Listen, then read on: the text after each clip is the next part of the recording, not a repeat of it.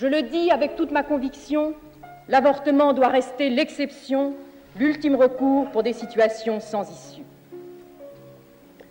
Mais comment le tolérer sans qu'il perde ce caractère d'exception, sans que la société paraisse l'encourager?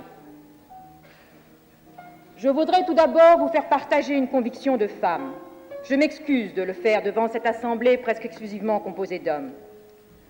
Aucune femme ne recourt de gaieté de cœur à l'avortement. Il suffit d'écouter les femmes. C'est toujours un drame.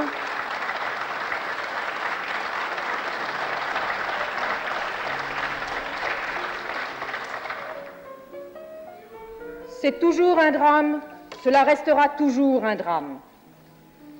C'est pourquoi, si le projet qui vous est présenté tient compte de la situation de fait existante, s'il admet la possibilité d'une interruption de grossesse, c'est pour la contrôler et autant que possible en dissuader la femme.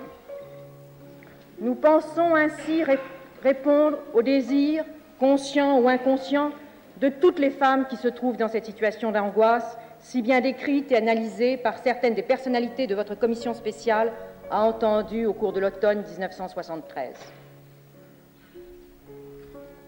Actuellement, celles qui se trouvent dans cette situation de détresse, qui s'en préoccupe? La loi les rejette non seulement dans l'opprobre, la honte et la solitude, mais aussi dans l'anonymat et l'angoisse des poursuites. Contraintes de cacher leur état, trop souvent elles ne trouvent personne pour les écouter, les éclairer et leur apporter un appui et une protection. Parmi ceux qui combattent aujourd'hui une éventuelle modification de la loi répressive, combien sont-ils ceux qui se sont préoccupés d'aider ces femmes dans leur détresse?